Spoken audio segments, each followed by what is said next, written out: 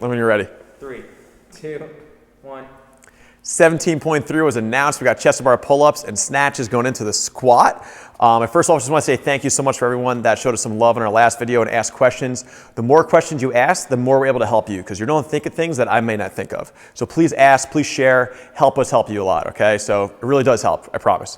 All right, I'm not just asking this for no good reason. All right, so we have 17.3. We have three big things to talk about right off the bat. Number one, grip management, time management, and then the free ride rule. If you don't know what the free ride rule is, always remember in the open, know the rules, because if you don't know them, you might wreck your whole workout. All right, first off, grip management. We got tearing and fatigue. Tearing, real simple. Hey, get some natural grips. Do what you got to do to make sure you don't tear. Take care of your hands. Fatigue, we don't talk about strategy to take care of that. Time management, we have two different windows we need to take care of. 8-minute window for the first 6 rounds, and then 4-minute windows for the following 3 rounds after that. All right, it's important. If you're planning to go deep in this workout, you need to know where the clock is and know what you have to do. All right, it's worth it to push in those last 30 seconds of a 4-minute window to get to the next round, but you need to be aware of that clock. And the last thing about time management is the last bar for you. We're going to talk a little bit about that in strategy. All right, not the last bar in the workout, whatever last bar is for you. All right, it might be the 135, 185, wherever it happens to be. The free ride rule, this is really important. All right, they say this sometimes at regionals. I believe we've seen it at the games as well. It's the first time in the open I've seen it. So sometimes when there's snatches, when you go into the squat, people will power snatch and then overhead squat it. They'll pause, shuffle their feet, do what they need to do. This year for the open, for RX in the 16 to 54-year-old divisions, you have to go smoothly into that squat. So I'm talking about is if you snatch and you pause for a second, split second, and then ride it down, it doesn't count. If you snatch it, stumble, stand up a little bit, and then squat, doesn't count. It has to be smooth, all right? So if you watch the open announcement, you'll saw all those athletes were smooth on it, all right? Matt Frazier, right, he's the beast, #1 in the world when it comes to CrossFit right now. Kind of perfect example of how to be smooth.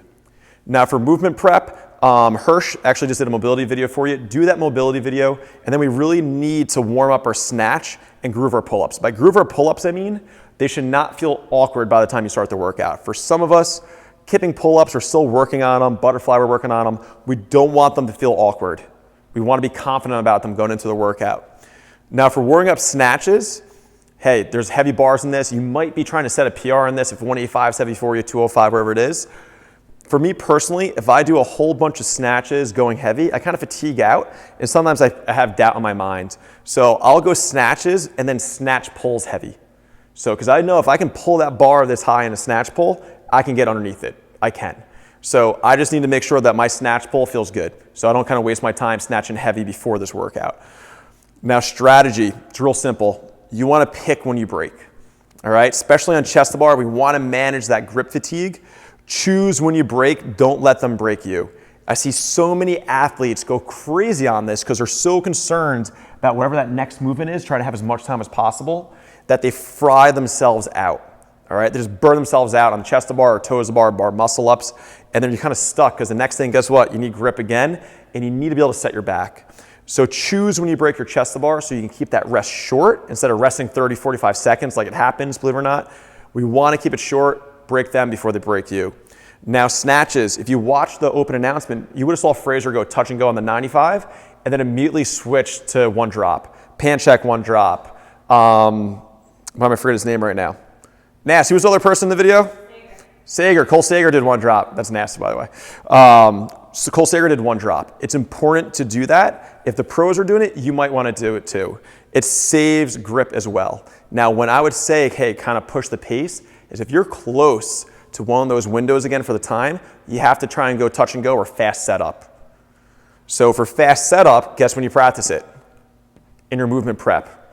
All right, so I don't want you to take 10 seconds before you snatch. I want you to learn how to drop, grab that bar, and go, just in case that moment happens. Get those extra few reps, jumps you up in the leaderboard. Now the last bar, for vast majority of us, I believe the last bar is 265 in this workout.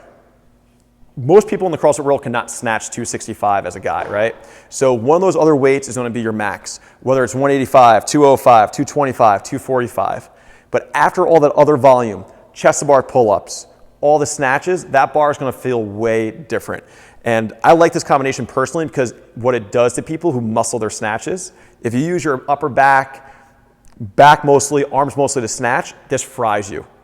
There was a CrossFit Games workout a long time ago. It was a strict chest to bar weighted max right into a snatch max. Whoever had the best technique did the best. They were the closest to their actual true max. So that last bar, let's say for me it's the 185 bar, and I'm going for the first time.